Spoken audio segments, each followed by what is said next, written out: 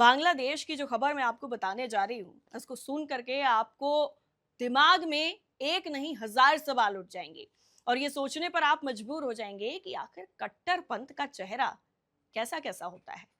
कट्टरपंथ एक ऐसा भी होता है कि जब आपसे जबरदस्ती कुछ नारे बुलवाए जाएं, आप ना बोलें और आपको मौत के घाट उतार दिया जाए। कट्टरपंथ का एक चेहरा ये है।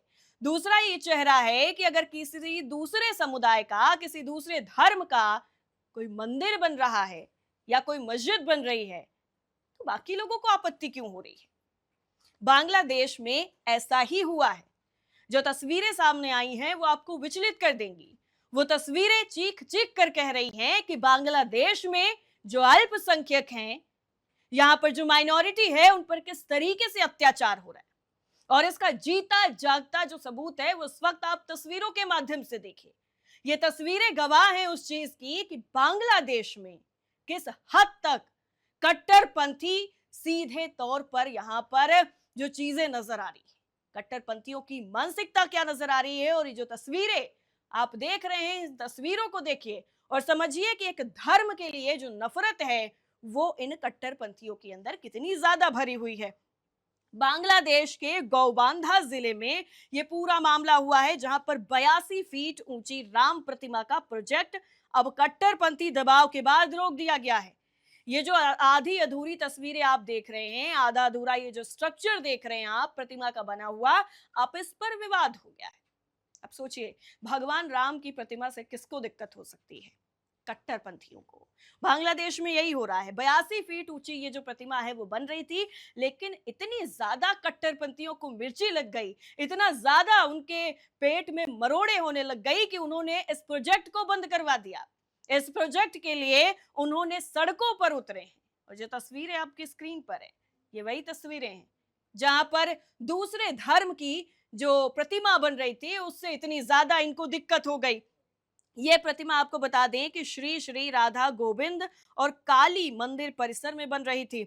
मंदिर समिति ने इसे सांप्रदायिक सौहार्द बनाए रखने के लिए अस्थायी रोक दिया है, लेकिन इसकी असली वजह कट्टरपंथी संगठनों का दबाव बताया जा रहा है, क्योंकि जगह जगह पर प्रदर्शन हुए हैं। प्रोजेक्ट का विरोध कर रहे कट्टरपंथी संगठनों ने अधूरी संरचना गिराने तक की मांग कर दी।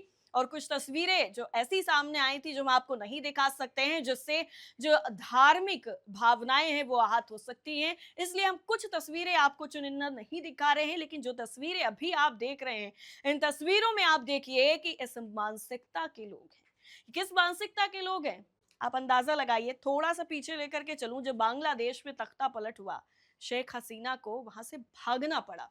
शेख हसीना को अपना वो देश छोड़ना पड़ा जहां पर उन्होंने राज किया, जहां पर वो सालों साल तक सत्ता में रही, वहां पर उनसे निकलना पड़ा। अब शेख हसीना की तस्वीरों के साथ, उनकी मूर्तियों के साथ, यहां तक कि मुजीबुर रहमान की मूर्तियों के साथ ऐसा ऐसा सुलूक किया गया कि देख करके भी आपको शॉकिंग लग। वो तस्वीरें भी बहुत विचलित कर रही थी। लेकिन अब वही सेम चीज रिपीट हो रही है कि बांग्लादेश में इस तरीके से एक हिंदू मंदिर बनने से आखिर कट्टरपंथियों के पेट में दर्द शुरू हो गया। और दर्द इतना ज्यादा तेज था कि ये सड़कों पर नजर आया है।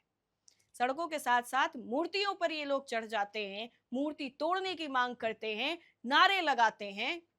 और ये मानसिकता दिखाती है कि माइनॉरिटीज के साथ में बांग्लादेश में किस हद तक जुल्म हो रहे हैं। बार बार खबरें आती हैं, बार बार ये हम आपको बताते भी हैं, अलग अलग तस्वीरें आती हैं वहां से कि वहां पर हिंदुओं पर खास करके जो अत्याचार है वो लगातार बढ़ रहा है। जो मौतों का आंकड़ा है वो लगातार बढ़ रहा है। कोई उस पर विराम नहीं है। लेकिन अंतरिम सरकार के प्रमुख मोहम्मद यूनुस खामोश है। मांग कर रहे हैं शेख हसीना को बांग्लादेश भेजने की। वो कह रहे हैं कि अगर भारत ने बांग्लादेश को शेख हसीना को नहीं सौंपा तो उन पर एक्शन होगा, उनसे जवाबदेही होगी, उनसे मांग की जाएगी। लेकिन जो हालात अभी बने हुए हैं बांग्लादेश में, जिस तरीके से ये तस्वीरें आई हैं सामने, वो सीधे तौर पर ये बताती हैं कि एक धर्म के प्रति जो नफरत है वो इन चुनिंदा कट्टरपंथियों के अंदर किस हद तक भरी हुई है। अब देखिए, जो तस्वीरें हमने आपको दिखाई हैं, इस इन तस्वीरों में सीधा सीधा जो अभी डिटेल सामने आई है उसके मुताबिक खुफिया एजेंसियां जो हैं वो भी इस मामले की अब जांच में जुट गई हैं। और जो जांच है वो किसके खिलाफ की जा रही है वो भी समझना जरूरी है। कट्टरपंथी संगठन है इमाम उल्मा परिषद, और इसके साथ साथ कुछ और ऐसे ही छोटे छोटे जो संगठन हैं वो इसको किस तरीके से भड़काते हुए नजर आए उसका नजारा आपने तस्वीरों के माध्यम से देख ही लिया है। अब जो मांग है वो ये की जा रही है कि इस प्रतिमा को या तो गिरा दिया जाए या तो फिर इस पर पूरी तरीके से रोक लगा दी जाए। हालांकि अस्थायी रोक जो है वो ऑलरेडी लग चुकी है, ऑलरेडी यहाँ पर अब काम बंद हो चुका है। अब इस पूरे मामले में आगे जो लगातार प्रोजेक्ट है वो 2 सालों से लगातार ये टलता जा रहा था। 2 सालों से इस पर ब्रेक पर ब्रेक, ब्रेक पर ब्रेक लगता जा रहा था। और जब ये जाकर के प्रोजेक्ट शुरू हुआ, जब ये पूरा मामला शुरू हुआ, तब अब एक बार फिर से जो कट्टरपंथी थे उन्होंने सड़कों पर आकर के इसका विरोध प्रदर्शन किया, इसके खिलाफ जमकर नारेबाजी की। लोगों ने पोस्टर बैनर निकाले, मूर्तियों पर चढ़ गए और कहा कि इस तरीके की ये मूर्ति हम बर्दाश्त नहीं करेंगे। और उसके बाद क्या होता है, अस्थायी रोक लग जाती है।